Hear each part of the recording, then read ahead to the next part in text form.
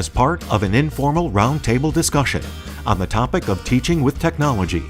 We recently had the opportunity to speak with both Professors Luttonton-Knoll and Wolverton to learn more about their exemplary use of technology and what the future might hold at GVSU. Professor Luttonton-Knoll draws upon her former role as a Director of Information Technology in an international trade organization to share business examples of communications, computer science, and management with Grand Valley students. By integrating instructional technology with business practice technology, students engage deeply as learners and future professionals. Professor Wolverton played a key role in the development of the Liberal Studies Accelerated Leadership Program and is a champion of using technology to remediate unique challenges. Her commitment to quality matters, a recognized standard in course design, reflects a belief in and a use of demonstrated best practices. How important is the use of technology in education, and specifically at the higher education level, and how does it impact the courses that you're teaching as part of a liberal studies program? So I think the use of technology today is critical because our students who are coming in are already using technology in so many different ways. And so it's our job as educators to see how we can use technology to increase learning, to help them develop the skills of critical thinking and analytical thinking and questioning and all of those, using the technology to support that. So I think it's really important today. I agree, and I would build off of that, a lot of times there's a lot of fear in the higher education realm that they maybe can't do the classes because there's too much technology. But really, I think it's our job to inform them that technology is a tool, and there are so many wonderful technology tools out there for us to use. But behind those tools are still that quality matters, structured pedagogy that makes sure that we are teaching what needs to be taught for good learning and good understanding, and then the technology tools that we choose to get that information across really meets different generations of learner, both the older learner and the new iGen younger learner as well. I think a lot of times we rely on technology just for the purposes of information gathering or maybe delivering testing. But obviously, as you talk about quality manners, there's opportunity to use technology in ways that sort of go beyond what we traditionally think of. So in terms of self-reflection, analysis, critical thinking, how are you building those into your courses? Yeah, I think a lot of students come in and they think that they're online learners, but they're really online test takers. And because their experience coming in has been that technology has been used for assessment purposes really only. So it's really great to be able to introduce them to different tools that allow them to cultivate those capacities of self-reflection and critical thinking. So the Blackboard journal, I think, is a great place and great space for people to capture reflections. And I feel like the reflections that I read in those Blackboard journals are just outstanding in terms of people feel that's a safe space where they can really reflect on their experiences and integrate what they're learning with their own lives, and that's really important. And as far as critical thinking, I think the discussion boards are great because introverted students who might not be speaking up in the classrooms regularly or sometimes become invisible, this gives them a chance to frame their ideas and think what they want to say ahead of time, and so they can contribute to discussion board in a way that they might not in a live classroom, and so that enhances the critical thinking, I think, in that space. And I think what we're seeing in the business world, no matter what area these students are going to find their careers in, there's going to be a lot of online collaboration, a lot of teleconferencing, a lot of video conferencing going on. And one thing I like to do in my classes is I like them to really focus on learning to do that well, so that they feel very confident when they go into their first jobs that they can meet with a team, they can work with a team of individuals, but maybe never ever meet face to face with them. And there's a lot of unspoken rules that go along with those type of teleconferences that I think are really easier learned by practicing than just by reading them. So kind of giving them that chance to practice ahead of time gives them a lot of success down the road. Yeah, using technology isn't necessarily intuitive, and depending upon the tools that you've chosen, I mean, that does take practice, it takes some skill, it takes, to learn the different nuances then, just to be able to make it more effective. Absolutely. So you're both using quite a lot of video in your courses, both face-to-face as well as the online and hybrid classes that you're teaching. And you use that in order to help personalize those for your students. So how important is that element to student engagement in those courses? I find that it's huge. I do 2 videos a week that is just me wherever I am, whether it's in my office or in a classroom or at home, just to connect with them. I want that sense of community. I want them to know me as if I was in a seat next to them in the classroom. So I do those twice a week to build that community, and I also, as I do my lectures or any kind of pre-class work that I want them to do, I always make sure that I have my face in the bottom of the screen somewhere, just so that they know me and they know that I am there for them as their faculty and that I want to connect to them as their faculty. And I really encourage my students to send back videos to me with their questions as opposed to just written questions.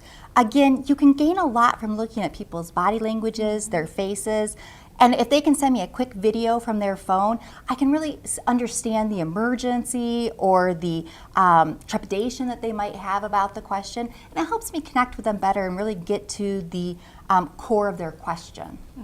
I think instructor presence is so important in online learning. They really need to know that you're there, and you have to establish that same safe zone as you would in an in-seat classroom. And so using videos, I think, really accomplishes that. Now, a lot of what you're also doing, Maureen, is you're actually giving your students video feedback. So in addition to preparing them for a particular lesson or giving them information or instruction about how to go about an activity, you're analyzing them, basically the assignments that they've returned, and providing them with additional video feedback. Right. I find that videos can be really useful for figuring out what it is as an instructor that I need to provide more support and instruction for. If there's a concept that I can tell is a little bit fuzzy, the videos are a great way to bring that in. I also really love to include student quotes, so if there's a quotation on a discussion board that I can embed and really use to amplify an important point, I love to do that as well. And that helps students. They love to see their names in these videos. They love to be able to feel like this is a part of a class now. So you've intentionally, both of you, have designed your courses to instill confidence in your students and to make them feel empowered while taking the class. So what methods have you found to be the most effective at achieving those results? I mean, video obviously is one of them. Are there other methods then that you're employing? I think for me, one of the most important things is that they feel comfortable in that space right away. And so finding ways that they can feel competent navigating the Blackboard site, finding where things are, taking maybe a little tour of the site and reporting back on what they've found, like a scavenger hunt. These are all ideas that can help them feel grounded in the course. One of the worst things to feel as an online learner is you feel like you're missing something because you can't find it. So I think establishing that competence right away and having them feel confident about where everything is located is really important. I agree with that. And I also, to kind of build off of that, I'm very regimented in my rubrics, in my timeline, in my schedule. I don't deviate from that. And it's a little bit easier to do that because without being in an in-seat class, you can kind of stick to that schedule a lot closer. And it gives the students the power to say, okay, I'm really busy this week, so I'm going to make a decision to work ahead in this class. Or I'm really, needing extra help, so I'm going to prepare by coming in to see you in office hours a couple weeks early. So I really try to structure it and then go through the structure with them in a video format. I also think checking in on them constantly. I write quick little one-sentence, how's this week going? And I try to focus on at least 5 to 10 students each week just to check in with them. How are you doing? If I know that they're on a football team or a basketball team, how was the game? Things that maybe aren't related to the course content, but that would be something that I would do in an in-seat class as they pass me by in the hallway and I said, hey, how did the game go this week? And again, that keeps them connected. I want them as connected to me and as connected to our class as possible. Right, because that's obviously something that gets lost in an online or a hybrid class situation, is that those interactions that take place outside of the formal structure of the class, just those few minutes that you have before class actually begins or while you're on breaks. Yeah. And how do you recreate those moments? I think just being intentional about it. Reaching out to those students, checking the grade book often. I do a lot of mini assignments, and if I see a student who is maybe 2 points off, I'm quick to follow up right away. What's going on? How come you didn't participate this week? And I think it's just that intention of not being in the classroom. How do I create that classroom in a different format? Yeah, reaching out to individual students is so important because, again, they can sometimes feel like they're off in their own world. And so your job is to bring them into the classroom in all of the different ways that Megan mentioned, especially that individual one-on-one reach out moment, and just say, hey, I noticed that you submitted that last assignment late. Like, how's everything going? Is there anything I can help you with? Always offering help, because another barrier to learning sometimes is students are afraid to ask for help.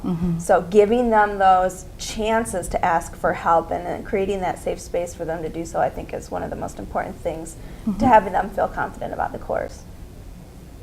So what do you think are the most substantial challenges then that are facing the adoption of technology today? I mean, we've got a lot of resources that are available here at Grand Valley.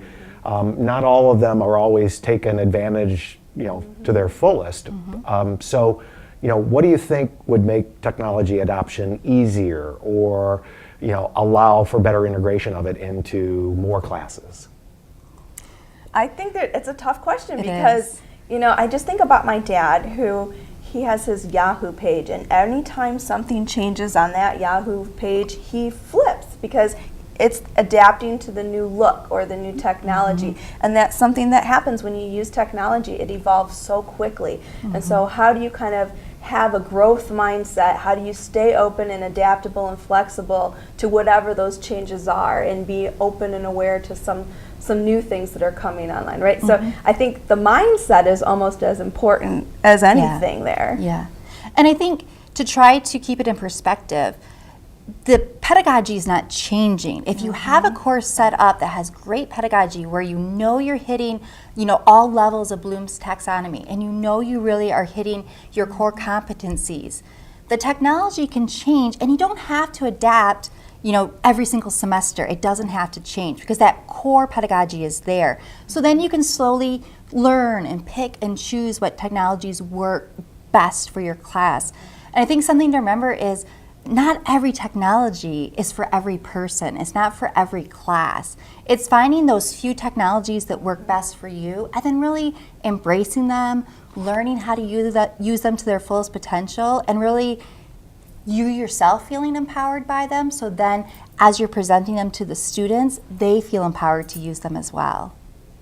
So is there any new technology then, keeping obviously all of that in mind, is there something on the horizon or something different that you'd like to try and experiment with or work into your classes in the future? I love it when students bring things to me. So I love it. The first time I had a student use a Kahoot in a class, I was so excited to see this technology that I had never seen before, and to think about how I could use it to support the pedagogy in my class. And so now I have surveys before class where we'll take very quick surveys, maybe 7 or 8 question surveys, just to get a feel for where people are just in time, right before class, thinking about the topic we're going to talk about for that day. So I love it when students bring in technology, things that they're already using, and then our job as educators, we can kind of look and see what are the ways that I could use this in my class. In the mindful leadership class, there are so many apps now that help people cultivate a mindfulness practice. So I love it when students are bringing me these. Look at this is helping me develop. Great, let's use it. I think a great skill as educators is to remember that we're learners too. And sometimes the best teachers of these technologies are our students, and can help us kind of full circle bring them into the classroom. And kind of to take off on that idea, I really think my focus is moving towards community. So no longer do I teach 4 separate sections of a course, but I look at the entire 16, 18, 20 sections that we teach, and make it more of a community. So using hashtags for events, creating things, letting them go to events and then Instagram what they saw at the event and create that dialogue. So now the community of learners is not just the 160 students, but the 1,000 students who are taking it that semester. And then as they move through the College of Business or through our ERP program, I like to see that grow, because then they get linked in to what their future will be as being part of professional organizations where they have that sense of community. So I'm constantly looking for ways that they can dialogue using hashtags or Instagram or Twitter. And I completely encourage during class for them to tweet out what we're talking about, especially if it's something new or something that has them excited, because that can trend and that can build interest in some of our younger generations who maybe don't know about the program yet. So that's something that I really look forward to, new ways, and to kind of always creatively think about how I can get that into my classes more often. Well, I think, and that's an area that has sort of been overlooked, especially from the student perspective, in terms of how do you begin, or where do you begin to start your own personal learning network? Yeah. And really, it should start at the university level. I mean, because you have the opportunity, because you're going to class with so many different people coming from so many different backgrounds, and being able to learn from their experiences as well as those of your professors, and then being able to reach, as you say, beyond that to this much larger community. Yeah, absolutely. I think it will help them go far in their lives when they know how to network at different levels and grow that network as they grow as individuals and as they leave as alumni. Absolutely. And just one final question that is there a particular resource here at Grand Valley that you rely on, or that you're very thankful that you have access to? Well, I love working with our instructional designers. Yes, I absolutely. love the background that they bring and how they can work with faculty to help you, because they know the pedagogy and they know the technology. It's just wonderful. They're like genies to be able to work with someone who gets both sides of that. Yeah, and they're always open to new ideas. So anytime I've had a new idea and I wanted someone to make sure I wasn't, going too far into technology or not enough into technology, they've always been great to bounce ideas off of. They're very supportive if I've ever had questions or problems. And really, without that support, I don't think I could have developed my courses as far as I have, to the point that they're at now. Yeah, they're great. Well, thank you very much. That we certainly congratulate you on your teaching awards this year. It's great to have you as part of the Grand Valley community, and we certainly appreciate it. Thank you. Thank you.